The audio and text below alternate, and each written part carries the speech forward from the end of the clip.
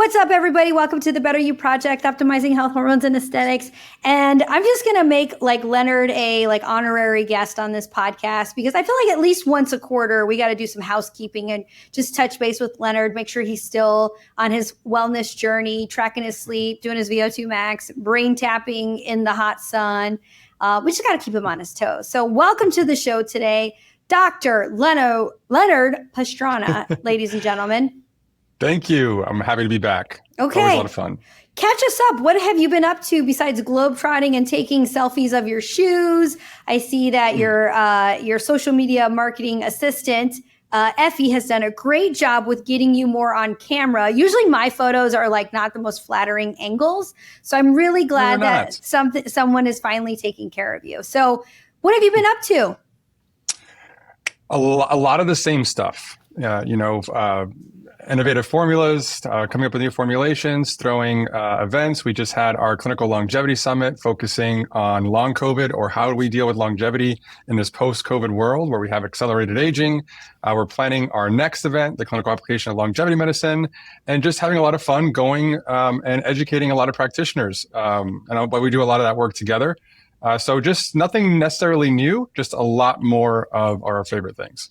Yes, do cool shit and teach about it. That's the goal. Yep. That is the goal, Leonard. All right. So speaking of traveling and going on tour with Leonard and our good friend, Dr. Chris Wusterhaus, we need to do a podcast with us three because that would be, I'm sure, nonstop comedy. So we were at a conference recently in the beautiful Cancun area, and we were sitting there paying real close attention to the speakers. And there was a speaker in particular who I will not name, who made a very bold statement saying that GLP-1s cause blindness. Not only blindness, but a specific condition called NAION, I think is how you pronounce it. So we're going to get into that. You and I looked at each other and we're like, oh gosh. Because what he stated is that I think he said the statistic was 30%. He said some crazy statistic, 1 in 100 or 1 in 1,000 or something that just the whole crowd gasped and started looking at each other. Yeah. Did he just really say that? Yes. Now, listen, I looked at you, then I looked at Chris, and we're both like, what was that? And I feel like for those of us who actually, live in this space, we research in this space, we educate in this space, I clinically use these all the time for a variety of different reasons, especially in the functional medicine, autoimmunity, gut health, all these different things. I feel like I would see more of that. And so today the goal is I picked 3 really hot topics, I feel like, when it comes to GLP-1. And, Leonard and I, we get to work with a lot of practitioners, doctors, physicians, MDs, DOs, and PAs. So we get to network with a lot of people. And what's great is we get to learn from their clinical experience, Leonard from a pharmacist perspective, and then myself as a nurse practitioner, especially with all the practitioners in my training academy. So I get to hear and see. And I feel like with all the exposure that Leonard and I have with all these practitioners, how in the hell we not heard this? So Leonard, I said, Leonard, we gotta set the record straight with what is in the research, because I feel like, again, there's going to be a lot of practitioners looking to us for guidance and advice, or at least want to know what we think about it. So you ready? We're going to try to break it down here. I'm ready. I'm ready. Right. I'm glad you put this together, because sometimes these news articles come out and we're like, whoa, what is that? New York Times will just misinterpret an article, and then we'll look into it. We'll do a little research. We'll go back and forth. Is this true? Is this not true? And then we're like, oh, okay, there's nothing there. And then we'll just go about our business. And then later on, you'll hear someone name it, say a statistic, or people will talk about it like it's truth. And we've already moved on. Because I remember this article that he was referencing came out a year or 2 ago. So I'm glad we should kind of come back to it and talk about it, because if a researcher, because this person was someone that actually does research, is saying something like that, it's going to scare a lot of people. Absolutely. I think the best example of just that is the WHI in women's health and menopause and hormones and all the things that I deal with every day. I think is a really good example of what you just said. So let's start off specifically with myth number 1. Ready? Yep. Thyroid cancer and semaglutide or GLP-1s. Why is this such a common question that we see, but what does really the literature say? Sure. So the reason that this is, there is because it's on the FDA warning label, right? So it's a precaution or a warning. But what I think a lot of people don't understand is where the warning or the precaution came from is that in preclinical models, so in rat studies, they're more likely, or they have more C cell, GLP-1 receptors on C cells. So they're looking at C cell tumors. And so rats are more predisposed to C cell tumors. And so they get them all the time. So with GLP-1s, they saw an increase in these C cell tumors.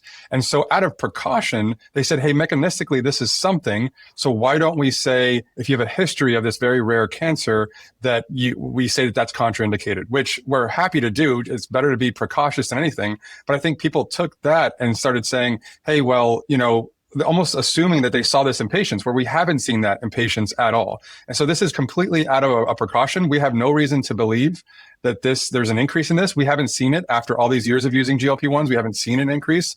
And so it's a very rare cancer, and it's completely mechanistic in preclinical animal studies just to be on the safe side, but there's nothing really there.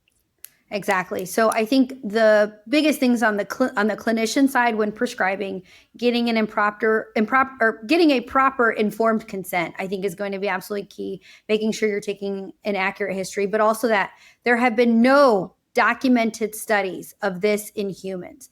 That particular type of cancer is common in rats. It is not as common in humans. So just because we saw it in mice doesn't necessarily mean we're going to see it in humans, but they still leave that black box warning on that. I think the other thing to consider is when that study was done, the dosing of the GLP-1 that they were giving the mice. You want to talk a little bit about that? Yeah, so when you look at the dosing, it looks like it was 10 times the amount if you would do like a human equivalent dose. So you have this extraordinary dose, and on top of that, you have an animal model that's more predisposed to this cancer. They get it more frequently, and they don't translate rats aren't tiny humans, right? So if they looked at studies on how many GLP receptors we have on C cells, they're much more abundant in rats, and they're not abundant in humans. So it's a really big stretch, and I don't mind the warning just to be on the safe side. But now that we have all the data, there doesn't seem to be any signal there. Yeah, true. So in our practice, we get thyroid labs on everybody. Everybody who comes in for any kind of peptide, consult hormone, we get thyroid labs.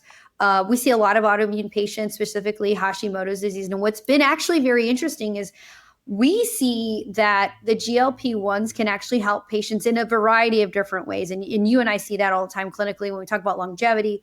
But the immune system benefit that we see with GLP-1s a lot of times will help many of those autoimmune patients with symptoms.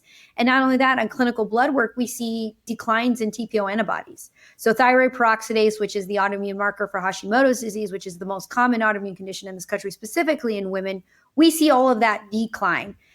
So I think it's just, again, one of those things that you'll see something in the media or on TikTok or, some influencer talking about GLP-1s because, oh, wait, they're trying to sell you either a probiotic or a cleanse or some sort of supplement that's going to take the place because they're calling it a peptide. So again, thinking about the intentions of who is delivering that education, I think is also going to be really important when you're a consumer or a patient and you have all this information coming at you. I mean, it's good, but it's also can be bad. All right. Yeah. Next myth. You ready? Yep. Vision loss and nayayayan. How to pronounce it. So let's talk a little bit about where this information came from and what it is exactly. Sure. So this information came, I think maybe a year or two ago, where there was a big headline where there was this like 4 times more likely to get this vision loss, right? And so this is a specific type of almost like a little mini stroke in the eye. But this study was actually done from patients visiting an eye specialist. So this was already a very high risk group. And so what they did was they did this study where they were looking at medical charts manually. And all they were looking at is if the patient took semaglutide or not, or if it was ordered, not even if they actually took it.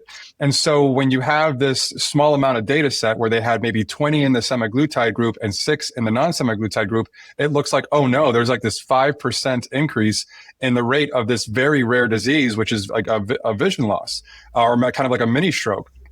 But the thing that was confusing about this when they put this article out is that this is not relatable to the general population, right? So there's a really high risk group that are already seeing eye specialists. So a lot of confounders there.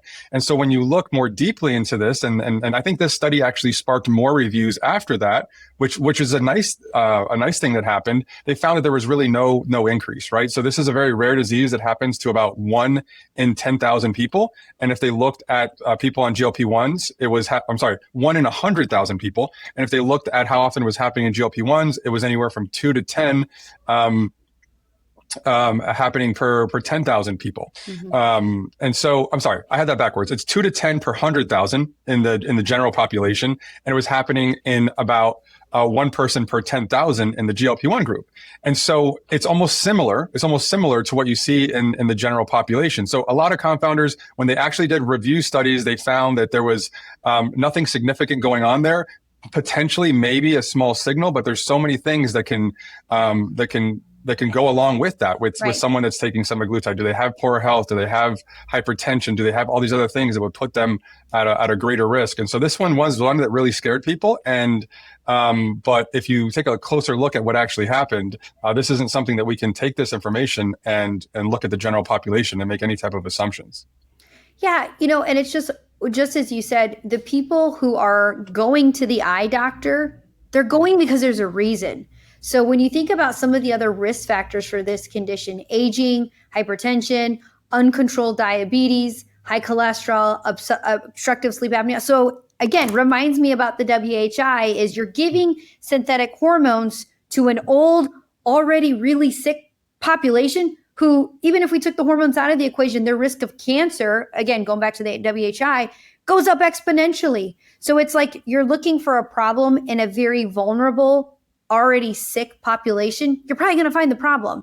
So we always say in medicine, correlation does not mean causation. And so I think that in this case in particular, how many DMs I got about this, like, is this real? Is this real? Is this real? That's why when I looked at you, I was like, we got to do this podcast.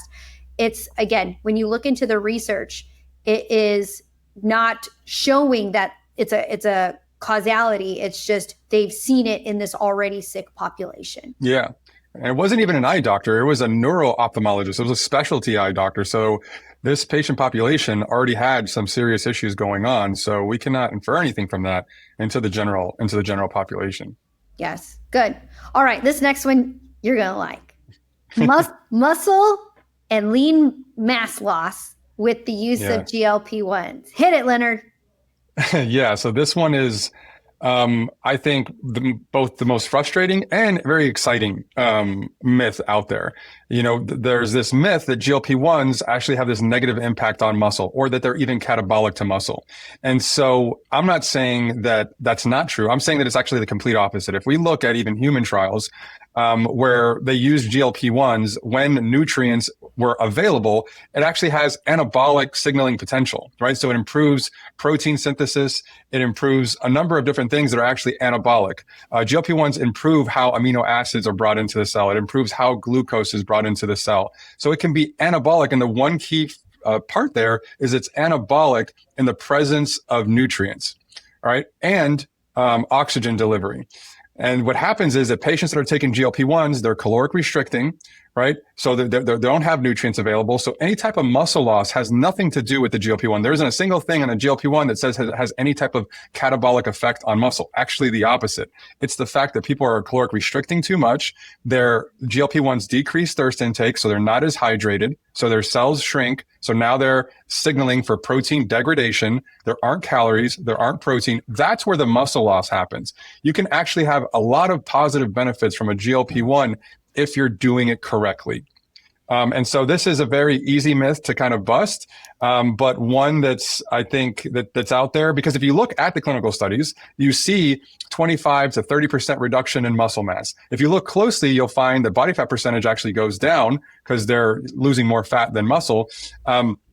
But if done correctly, and we've done it, I'm sure you've done it, we have a lot of case studies where patients are losing fat tissue and increasing muscle mass because we're paying attention to protein intake, we're paying attention to amino acids, creatine, hydration, they're doing resistance training at the same time, and we have patients increasing muscle mass while on GLP-1s. This is a very, very important topic, because GLP-1s can be a longevity peptide, and they also can be an anti-longevity peptide. Mm-hmm. If you're taking GLP-1s the wrong way and you're caloric restricting, you're not hydrated, your energy expenditure is actually going down. We're slowing down metabolism. Now, these are the people that are more predisposed to weight regain or plateauing the worst, or having trouble losing the weight again in the future. And so while their clothes are fitting better and their weight's going down and they have a little bit more confidence, we can actually be having a negative impact. Has nothing to do with the actual GLP-1's impact on muscle. Has everything to do with the medical practitioner and how they're putting together a complete plan and making the right recommendations. So you can go two different ways with a GLP-1 if you get this myth wrong, or you don't understand mechanistically what's happening. I think that's the most surprising thing, is when I tell people GLP-1s have actually an anabolic response in muscle. And so that's, it takes a little bit of explaining, but that is the truth. And that is what we see in human data. Yeah. No, and when we travel together on the road show, I feel like that is part of the big lecture, is what to include in a robust weight management program. If you had to say 3 things to make sure that catabolic effect doesn't happen, what would you say your top 3 are? So my top 3 are hydration, because we know that GLP-1s will reduce thirst intake and they're already eating less calories, and food has water. So I don't know if that was subconsciously you just drank water, because I was talking about hydration. I got real parched all of a sudden. But it is hydration, right? And doing it the right way. There's certain amino acids that we can use that act as osmolytes. Creatine is an osmolite. So we can do things to improve intracellular water. So that's number 1. Number 2 is protein intake. Right? This is a little bit more difficult because they're caloric restricting, because their appetite is under control. They have to be intentional about how they eat when they eat, that it's protein. And the third one is resistance training, right? Activate everything you just did. You're increasing hydration. You have good cell volume. You have good cell signaling. Because of that, you have better blood flow. You have better nutrient delivery, oxygen delivery. You have more protein or substrate to improve the way that you exercise. And so when you put all those things together, you're going to improve the quality of muscle, your strength, and improve body composition overall. So those are the top 3. Perfect. I'm going to add number 4 because you didn't say it, but I'm going to say it, is hormone optimization. You need to make sure that you got some testosterone specifically, I think, on board to make sure that you have the right hormone recipe in your body to get some of that, because as we get older, testosterone is going to decline naturally. So it becomes, especially for females, much harder to make some of those gym gains and keep and maintain a lot of that muscle. So you want to add a 5th one? Yeah, go ahead. Is it going? Are you? All right. So you're going into the hormones, right? So testosterone's great because it's anabolic to muscle and catabolic to fat. Yes. And then we'll take it one step further and go into the growth hormone peptides, because growth hormone peptides are also catabolic to fat, and they're indirectly anabolic to muscle. And they help people the way they exercise. They help how they sleep, how they recover from exercise, and how well they exercise. And so if you really want to start putting a really amazing plan together for preserving muscle or even increasing muscle, these are all the core components put together. Well, so which ones are they, Leonard? Which growth hormone peptides? Yeah. Oh, did I not even mention peptides? I just started talking about growth hormone. Yeah. So there's the top 3. So the first generation, Semorelin, right? We have the most data on that, FDA approved. Then there's the more common CJC and Epamorelin, which is a combination of growth hormone releasing hormone and growth hormone peptide. So we have that natural pulsing of growth hormone. And then the more potent one, that's Tesamorelin. And all of these work really well. It's just about the right timing with them when it comes to when you eat food, taking them at bedtime, all the recommendations that you make. And those are the ones that can really take these protocols, these longevity protocols, to kind of the next level and really accelerate outcomes. All right. I'm going to branch off one more step since we're already down this path. What peptide? Listen, I'm not going to ask you what chain of a peptide or what this peptide is, because you just left me freaking hanging on a stage when I was like, Leonard, what's in KPV? And you're like, I don't know. I'm like, great. Awesome. You're the pharmacist. So talk a little bit about, because I say this a lot when patients are like, they're cycling, and I love to cycle the peptides. I don't want you to stay on the same peptides all the time. Talk a little bit about why adding BPC 157 to one of your growth hormone secretagogues can actually make it work better. Yeah. So yeah, this is another really cool topic that doesn't get described when we talk about BPC, because BPC gets so much attention everywhere, including gut health. But one of the things that they were studying BPC early on was its ability to impact growth hormone. So BPC actually increased growth hormone receptor density in fibroblasts, right? And so when you're using a growth hormone peptide, you're improving the pulsatile, mimicking the rhythm of growth hormone pulse, your own growth hormone. But now you can actually improve growth hormone receptor density, like how well the receptors are using that growth hormone with BPC 157. They actually studied this because early on, they found that there was really good benefits with exogenous growth hormone. So there's positive and negative effects. And so the reason they were studying this is to see if they can use small doses of growth hormone with BPC and get the good benefits of growth hormone without all the negative side effects. But now we don't have to worry about that because we actually have growth hormone peptides. We can stimulate our own growth hormone release. And it goes so well with BPC because of it also has impact on tendons, on muscle, how fast you recover. And I believe, and I don't have any studies, this is anecdotal, I think it keeps people safe because of its impact and how it protects tendons and muscle while they exercise. Mm-hmm. And so this is a great combination when it comes to performance. Yeah.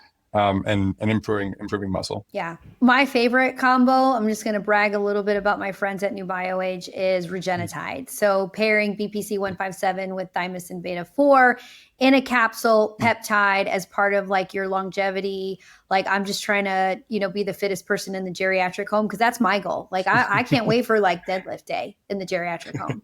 But I love pairing my tesamorelin and regenitides. Like I was like, if I just had to go to an island, that's what I'm taking. I'm taking some regenitides and I'm taking tesamorelin and I'm just going to maybe a little methylene blue. I only said that because I know how you feel about methylene blue. But I think that would be an amazing combo. So regenitides, it's a capsule, nutraceutical, works really well, very well tolerated. We use it a lot in our aesthetic protocols, our regenerative aesthetic protocols, recovery, repair. I've got some long hauler protocols that I'm working on that I'm using that for. So yeah, it's like the peptide keeps on giving. All right. Okay. Now we're going to have to roll it back to what we were talking about today. Another myth that we hear and see about when it comes to GLP-1s is pancreatitis and pancreatic cancer. So you want to talk a little bit about that? Yeah, I think that's a logical thing to think about as a provider is because these GLP-1s are stimulating pancreatic beta cells to release insulin.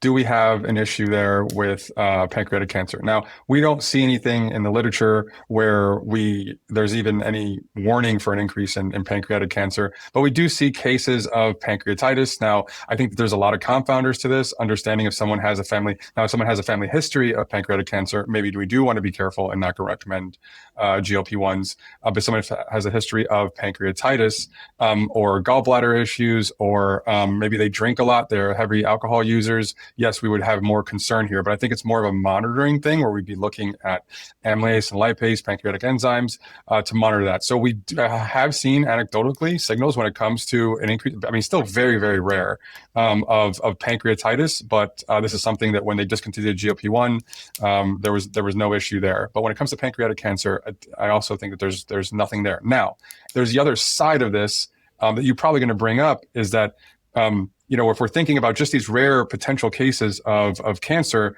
we have to start talking about the opposite end and what GLP-1s do to prevent cancer. We know that so many cancers are obesity related. Colorectal cancers, I'm sure you can name off a lot of cancers. I think there's around 13. I'm trying to remember a slide that are obesity related cancers. And so you have to start thinking as well to the risk reward equation of how much you're reducing the incidence of cancer when you're helping somebody lose weight, when you're improving metabolic health, when you're decreasing cardiovascular risk, all the other things that are happening when you help someone lose weight.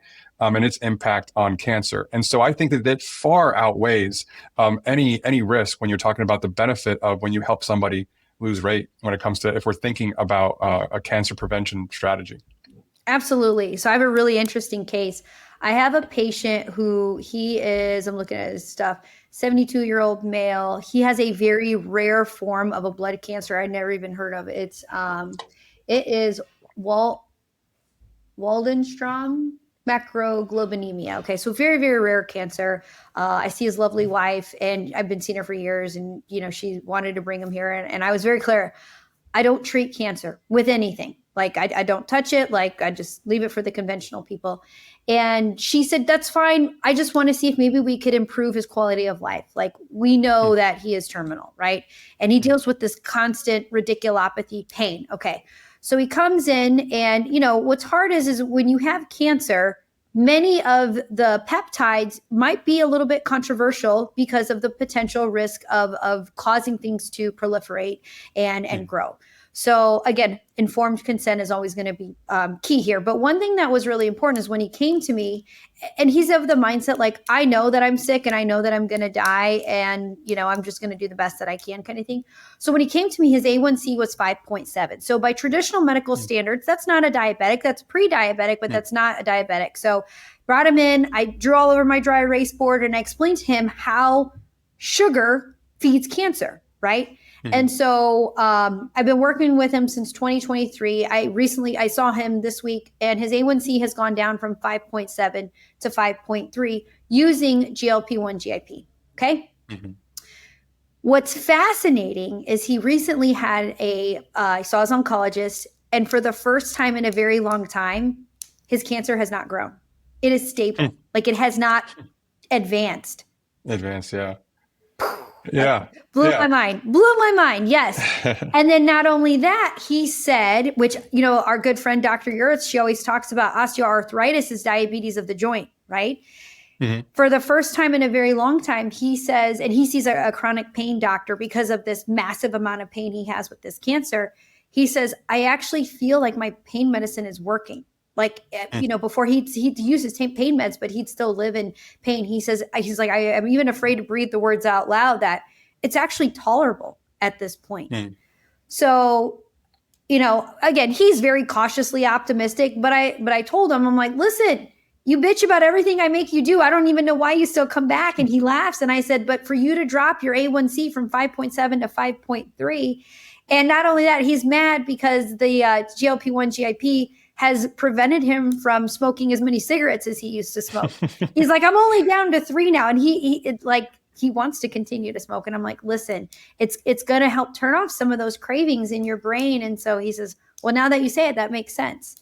So the anti-cancer, again, I'm not saying that this was it, but for that A1C to come down and for his cancer scans to show that he's not had growth, I don't know if that's a coincidence. You know what I mean?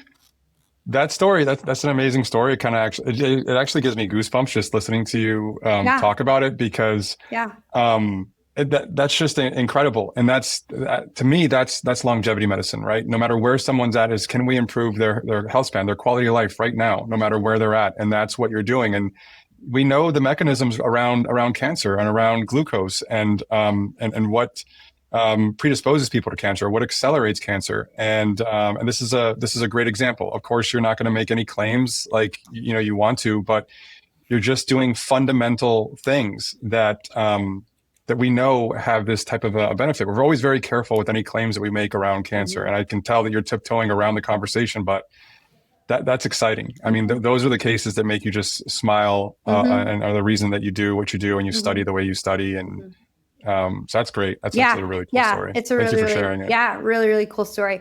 Not only did his A1C go down, his CRP went from 27.1 to 7.4. Most recently since he started. So something is getting better.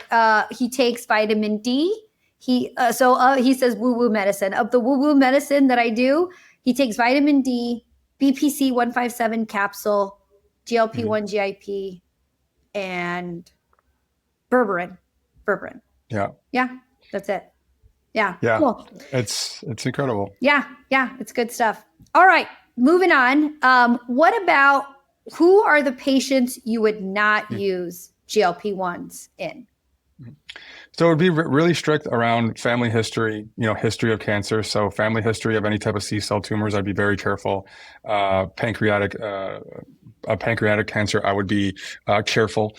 And then there's the patients that, potentially have eating disorders, right? So if someone is losing a lot of muscle mass and they're not doing the things that you say, this is something where we want to discontinue or maybe not even start when they have that type of a family history. So very like sarcopenic. So any vision loss, right? So this one specific eye issue that we were talking about is very rare, but vision loss or blurry vision is a very strong signal or sign of anything going on. It could be stroke, it could be cardiovascular, it could be a lot of issues. So anytime someone reports blurred vision, I would make sure to make sure that they discontinue until we can further look at what's going on there. So any type of vision loss, I would be very careful with. But I think those are the few that kind of come to mind for me.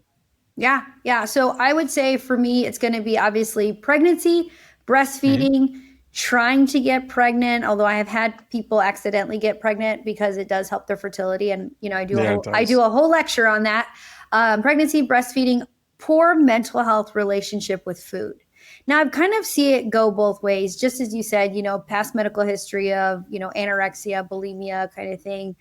However, in some patients, not that they had anorexia, bulimia, I feel like for them, they tell me it's almost like a weight has been lifted. Like they don't think about food. It doesn't consume their brain as much as it used to. And they say, they're like, I feel like I'm so productive now because I'm not thinking about food. And so yeah, I think that is very eye-opening, very, very eye-opening. So just as, we talked about yesterday as we're preparing for our slide deck is getting a really good history on, where has their relationship been with their weight and their food? And did they grow up, cutting weight for a particular reason? My kids are Olympic weightlifters, and especially with my daughter, if we ever had to make a certain weight, like either one, we were going to move up a weight class because that was not going to happen. We were not doing any ridiculous weight cuts, but not only that, like eating smart. I know 1 gram of carbs holds 4 grams of water. So just making sure that the carbs we are going to consume are the good nutrient dense carbs that are going to get her the most bang for her buck kind of thing. And I've always been very, very mindful of when we talk about weight and weight cuts and things like that. We don't call it a cut. We're just being mindful. And if we got to move up a weight class, we're moving up a weight class. And I think especially with girls, with my son, being a wrestler, being an Olympic weightlifter, I feel like we've tried really hard, my husband and I, to educate him on like prioritize protein. You have to have carbs, like do not cut carbs, but we got to focus them around your exercise. So you're actually utilizing them at the specific time. And my husband was actually just saying the other day, he's like, hey, do you want to come talk to, because we're about to be in wrestling season, right? So we have one season and it's wrestling season. And he, was asking if I wanted to come talk to the wrestlers about nutrition and being mindful and prioritizing protein and all these things. And I said, I can, but it's hard for me because they don't relate to me. I'm like a 40-year-old mom and I'm little, but yeah, I mean, I have raised a couple Olympians. So I think that makes a difference. You can be the secret weapon. Yeah, I know a thing or two about, making good choices. So it's exciting. But yeah, I would say really as the practitioner, learning and understanding what is their relationship with food, because that can be into a slippery slope. You just got to be really careful, especially with women. Yeah, absolutely. Yeah. Awesome. This was great, Leonard. Thank you so much. This is fun. Do you have any closing thoughts? Any tea you want to spill before we hop off here? Anything? No tea, but I'm having so much fun planning Calm 2026. It's February 27th, 28th. It's the clinical application of longevity medicine. We have so many cool things on the future of longevity medicine. So any of those medical providers that want to learn more about this and be surrounded by other providers that are making an impact and delivering longevity medicine to their patients, this is going to be a really fun place to be and something that you don't want to miss. Obviously not. I'm going to be there. So anyway, all right.